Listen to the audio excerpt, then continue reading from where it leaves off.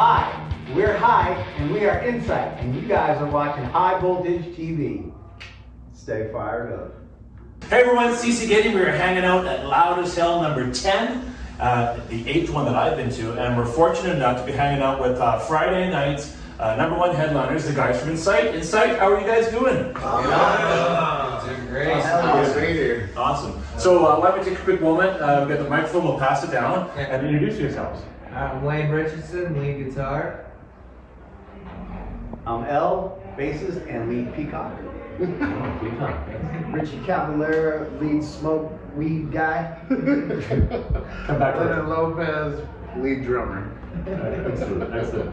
Love the lead weed guy, that's a good one. I'm kind of in that vein as well too. So first of all, I gotta say, Rich, condolences. I know your family lost your matriarch, Max's mom. So your grandma.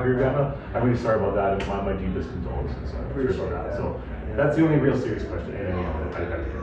No, it was cool. I got to actually go out there and be with him in Europe at the time, so it was nice to be with the family doing that. And you know, she was an amazing queen for all of us, and you know, really another beautiful memory with her. I bet. Now, you know, speaking of the family, I mean, your family is well known in the metal world. What's it like having? Is it like a chip off the block, or is it a weight on your shoulders more or less?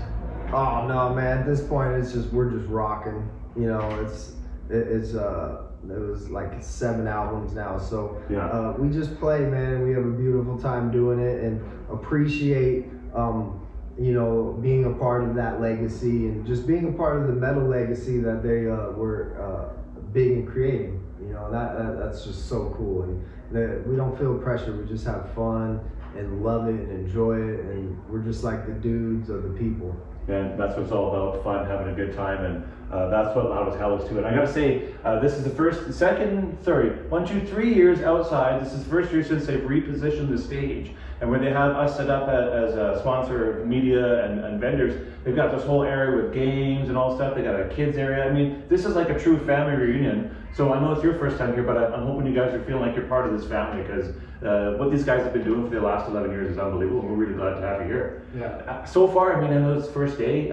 You've been to festivals before. How would this kind of compare to another one you've been to? You know what? I mean, in the state, this reminds me a lot of a couple that we've been doing in the States, some of the smaller festivals, like we played Full Terror Assault, which is a festival that's on the rise. You know, it's gotten more and more popular every year, and the RPM Fest. It's got a very similar vibe to that. This has all been very well organized. Everybody's been super cool, super friendly. Awesome. All the bands have been cool, so it's a good time. Awesome, but glad to hear. Well, hopefully the tradition continues. Okay, so got the easy stuff out of the way. So for people that don't know, back in the day, we used to go to festivals, and we got an interview. We've got 27 of these things set up. It's a lot of research to figure out what you're going to ask bands. So we had to kind of put that to side. And what we've got now, we've got this thing that's called the bucket of questions. So what we're going to do is we take it, we'll pass it down, and we'll do a few questions until Johnny tells us we've hit our time limit, and we'll see what we got. So take a question, I'll read the slide, pass it to me. I like that, man. That's like, pass it to me, I'll read it. Not the same bullshit. This is beautiful. All right, so we'll do this first. We just hold on to it. Hold on, we should do this one. Oh, very funny, Johnny. You know what the first one is? All right, Ghost, metal or not metal? Oh no. Why? Why do you say? Why do you say not metal? Yeah, it's got the aesthetic of metal, but the music's just not. It's not metal. I agree. You know, I'm gonna say right now, my #1 band, Iron Maiden, and they just put out that cover of Phantom of the Opera. I'm like, oh no. I have to admit, musically, it's pretty good actually, but I just can't get into it. No, they're great musicians, probably great guys, but. All right, we'll get the next question.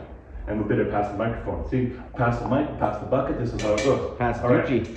All right. This is a pretty serious question. I'm a serious guy. Well, good. And this affects bands all the time now too. So tell us what you really think about streaming services like Spotify, Apple Music, Tidal, and YouTube.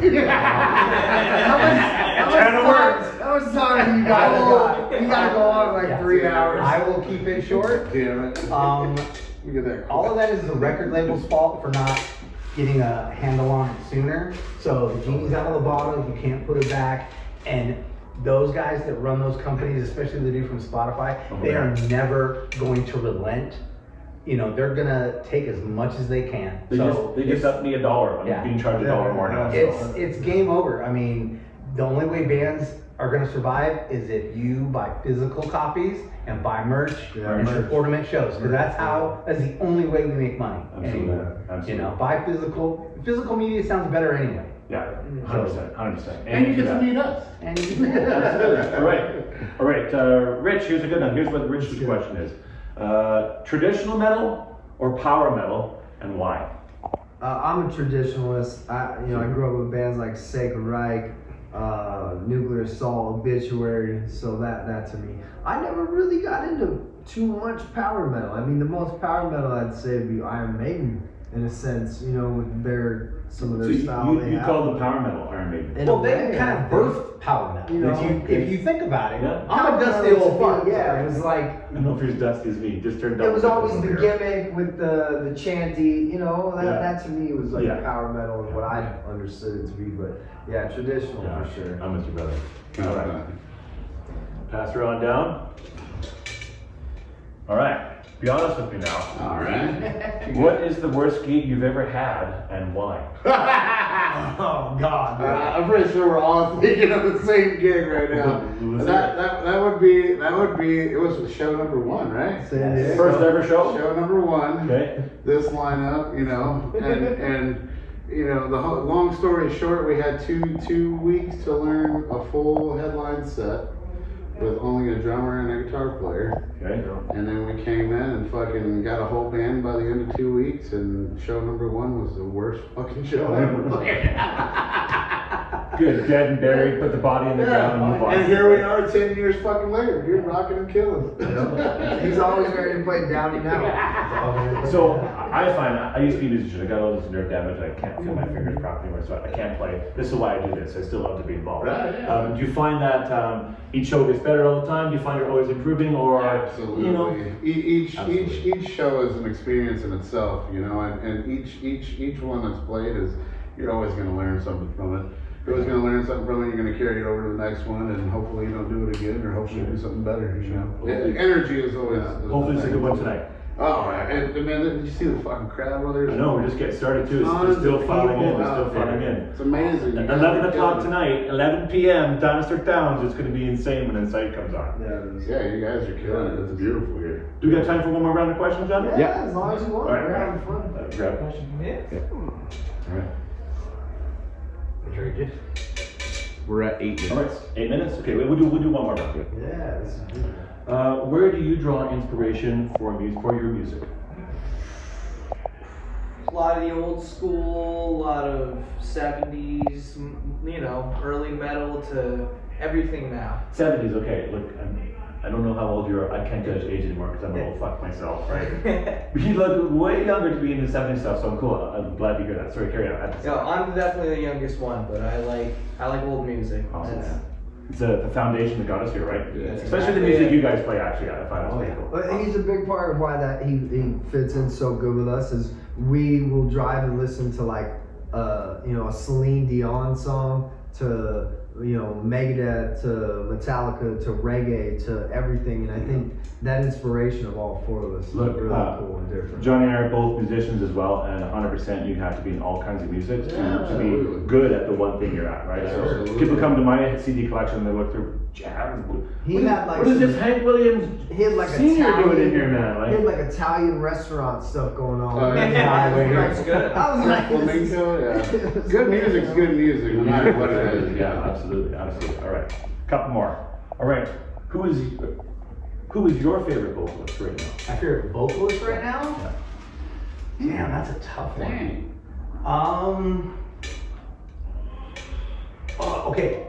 I am a big fan of, as far as vocally, Carl McCoy from Fields of the Nephilim. It's like an 80s, like Yeah. kind of goth industrial band. Yeah. He's my favorite. Whatever, vocalist. dude. No, let me finish.